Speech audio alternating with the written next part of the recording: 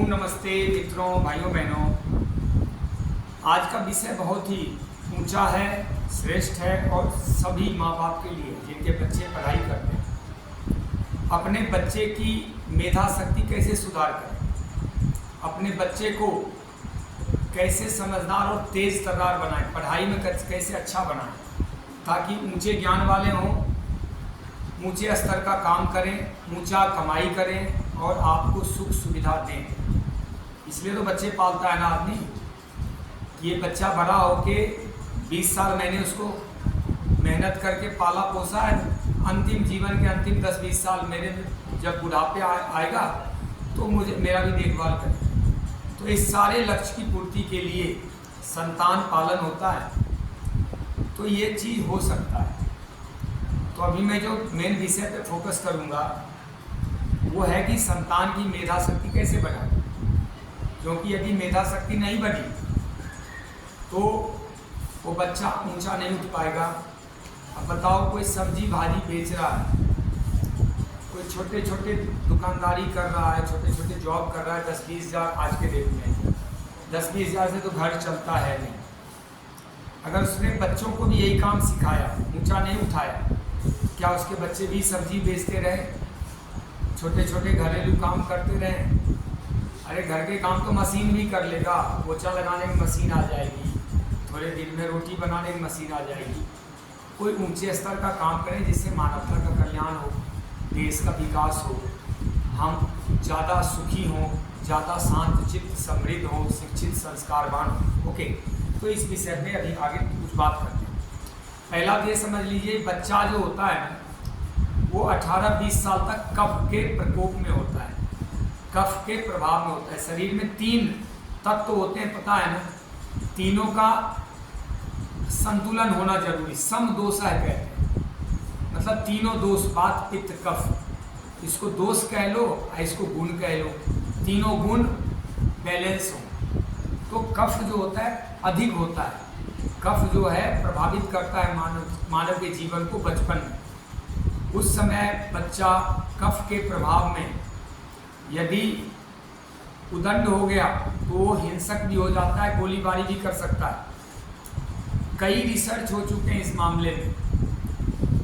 बच्चे को कफ को संतुलित रखने के लिए सबसे अच्छी दवाई है नींद, इसलिए बच्चों को अधिक देर तक सोने चाहिए।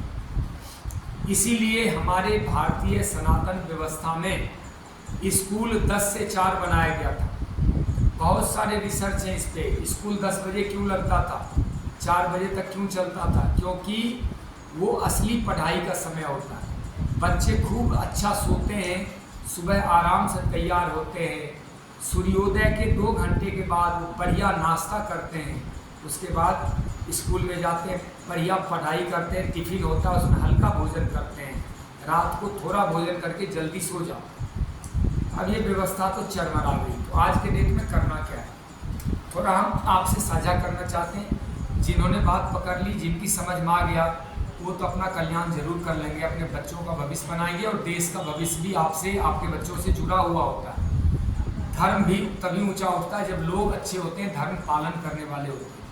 बेवकूफ़ लोग किसी भी देश के लिए भार होते हैं और एक समझदार लोग, ऊंचे स्तर के लोग उस देश के लिए संपत्ति होते हैं, एसेट होते हैं। हम अपने बच्चों को ऐसा बनाएं जो देश के लिए, धर्म के लिए एक एसेट हो, संपत्ति हो, ना कि देश के लिए अभिशाप हो जाए, देश के लिए भार हो जाए, पशुवत हो जाए।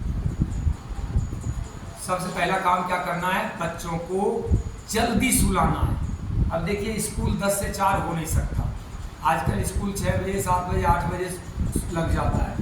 यद्यपि जो कर सकते हैं, जिनके अपने नियंत्रण में स्कूल है, अगर ये वीडियो कोई ऐसा व्यक्ति देखे जिसके जो स्कूल का संचालक हो, जो खुद मालिक हो, तो वो कुछ सुधार कर सकता है। 10 बजे से नहीं तो कम से कम 9 बजे से करो, 9 से 3 रख लो स्कूल। आप 6 बजे 5 बजे बच्चे को 7 बजे खदेड़ रहे हैं, ये तो अत्याचार हो रहा है देश के खिलाफ।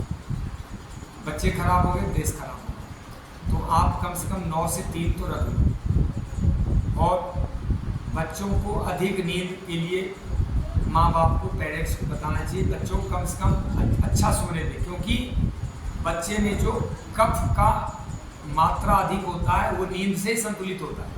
अगर बच्चे 10 बजे सो जाए और 6 बजे तक सोएं, 8 घंटे नींद तो चाहिए ही। कम से कम 18 वर्ष तक व्यक्ति को 8 घंटे निद्रा चाहिए और वो नींद 10 बजे से पहले सोकर होना चाहिए।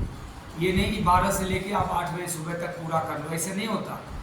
बायोलॉजिकल क्लॉक के अनुसार नींद तो 8 बजे शुरू हो जाना चाहिए। मैं खुद ही 1 बजे सोता हूँ, मैं अपनी बात नहीं कर रहा हूँ।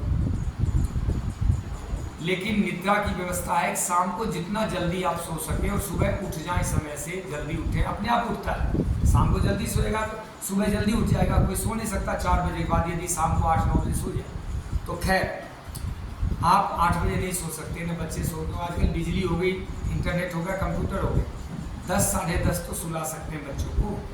और बचपन से आदत डाल दें, फिर आगे तक यही आदत रहने वाली।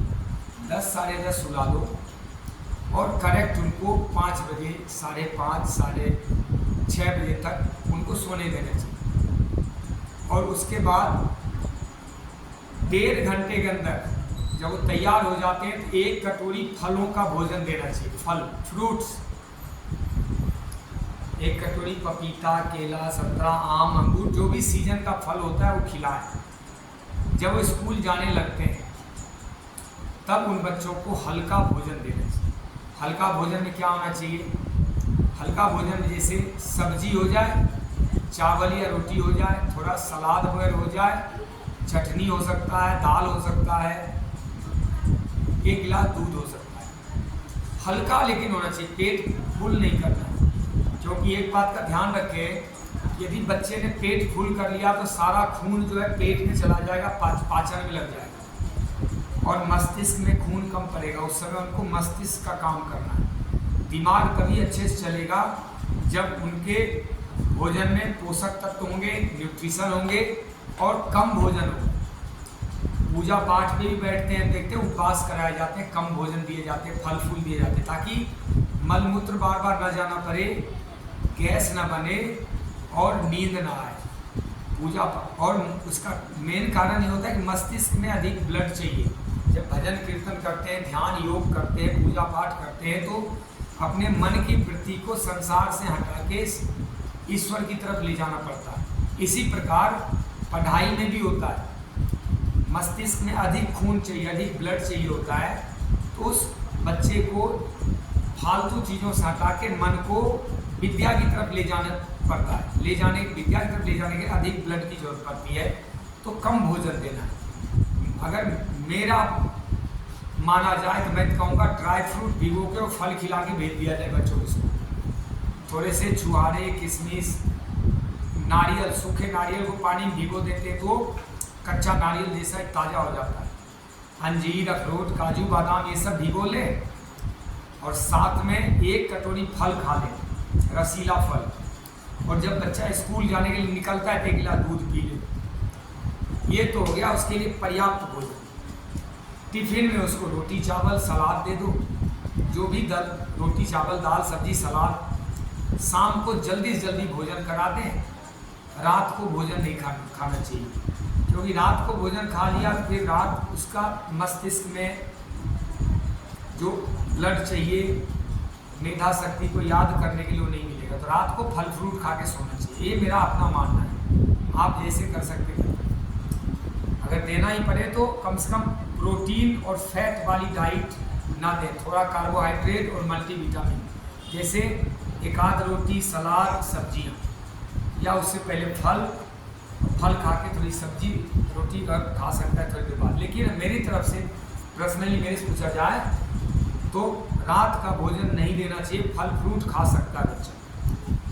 तो सुबह मेरी तरफ से फल और ड्राई फ्रूट का भोजन होना चाहिए।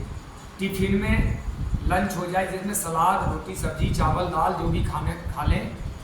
और शाम 4-5 बजे ही रोटी, सब्जी, चावल, दाल, सलाद वगैरह खा लें। और रात का भोजन नहीं देना चाहिए, या 1 कप दूध दे दें, बच्चा है तो थोड़े फल खिला दें या ड्राई फ्रूट्स खिला दें, ये सब खिला दें। रात को कम खाएगा या नहीं खाएगा तो पेट में अधिक ब्लड चाहिए, रात को बचे खुचे मल को निष्पादित करने के लिए, पचाने के लिए वो उसके पास पर्याप्त ब्लड होगा, क्योंकि नया भोजन पचाने के लिए है नहीं, तो सारा ब्लड पचाने में लगेगा।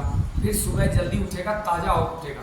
अब रात को 11 बजे उसको खिला दिया पेट भर के पराठे, दाल, दही, दूध, घी और मिठाई, सुबह उठेगा कैसे? पेट और शरीर जकड़ा मिलेगा, पेट साफ होगा नहीं, सुबह पढ़ेगा कैसे? जरा विचार कीजिए इस बात। रात को भोजन देना ही नहीं चाहिए, ना खाना चाहिए। सारे रोगों की जड़ है रात का भोजन, किसी को भी नहीं खाना चाहिए। और खाना ही पड़े तो जो धूप में पका हुआ फल हो गया, ड्राई फ्रूट, ये सब तैयार होते हैं, उसको भिगो के खा लो, फल खा लो। क्योंकि जब सूर्यास्त होता है तो जठर की अग्नि बुझ जाती है, बुझी हुई अग्नि पे भोजन डालेंगे पचेगा। तो 2-3 बातें निकल के आई, इसको मैं कंक्लूड करने जा रहा हूँ। पहला तो बच्चा कफ के प्रभाव में होता है, और 20 साल से लेकर 50 साल तक बच्चा, कोई भी व्यक्ति पित्त के प्रभाव में होता है। उस समय पित्त गर्मी अधिक होती है, युवा अवस्था होता है, क्रोध रजोगुण अधिक होता है, और अंतिम जीवन के 50-55 वर्ष के बाद वह वायु के प्रभाव में आ जाता है, वात के प्रभाव। वात का प्रभाव मतलब दर्द संबंधी प्रॉब्लम उसको शुरू हो जाती है। थोड़ी दिमाग में भी शांति तो आती है, लेकिन उच्छृंखलता होती है। तो ये तीनों बात अगर समझ लेंगे तो बात बन जाएगी। तो सबसे पहले क्या करना, अगर स्कूल चलो 8 बजे ही जाना पड़ा तो रात को अधिक सुला दो। अगर स्कूल 9 बजे से हो जाए, कोई कर सकते हैं, बहुत अच्छा है। ये भारतीय व्यवस्था है, भारत के जलवायु और पर्यावरण के हिसाब से व्यवस्था है। बच्चा पढ़ने समय कम से कम खाए तो बहुत अच्छा है। अधिक भोजन करे स्कूल से आने के बाद, अधिक भोजन कर लिया वो पछता रहेगा और थोड़ी देर बाद जाके सोएगा पढ़ लिख के। अब लेकिन इतने एक्टिविटी हो गई, इतनी एक्टिविटी में बच्चा मेधावी थोड़े हो रहा है और बेकार हो रहा है, क्योंकि उसकी जो ऊर्जा है वो खंडित हो रही मोबाइल पे इधर उधर। इतना ट्यूशन जल्दी में अधिक प्राप्त करने की एक आकांक्षा चल रही है, इससे आयु खराब होती है। उचित समय से उचित चीज प्राप्त करना चाहिए, इसी में भलाई है। तो स्कूल का टाइमिंग 9 बजे ज़्यादा उपयुक्त है। कफ के प्रभाव में बच्चों को नींद अधिक देना ज़्यादा चाहिए, कम से कम 8 घंटे 9 घंटे। अगर बच्चा 10 घंटे भी सोए, मैं कहता हूँ उसको सोने देना चाहिए। जो एक्टिविटी कराना है दिन में कराइए उसको, लेकिन या शाम को करा सकते हैं। योग कराना हो शाम को कराइए, सुबह जल्दी उठा के उसको योग कराना हो तो जल्दी सुलाना भी। रात को भोजन नहीं या फल का भोजन भी देना, ये व्यवस्था गुरुकुल वगैरह में किया जाना चाहिए। तो आपके बच्चे शिक्षित हों, समृद्ध हों, स्वस्थ रहें, संस्कारवान हो, सुरक्षित रहें, आप सबों का कल्याण हो। भारत माता की जय, वंदे मातरम, जय श्री राम, हर हर महादेव, जय माता दी, ओम।